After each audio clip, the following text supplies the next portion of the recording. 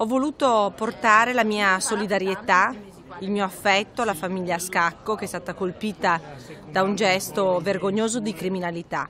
Hanno subito una rapina qualche settimana fa. 15 giorni fa ne sono scappati 110 e ci sembra impossibile, sono scappati da qua e se vedi ci sono 2 cancellate.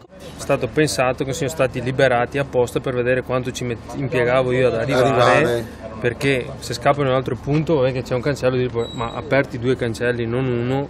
Ecco, io voglio dire molto chiaramente che i veneti, gli agricoltori, gli imprenditori, i cittadini veneti non saranno più lasciati soli e tutto il mio impegno sarà anche finalizzato per rendere il Veneto finalmente sicuro, al di là degli slogan e delle chiacchiere inutili. Grazie, grazie. Forza, mi raccomando, mi raccomando.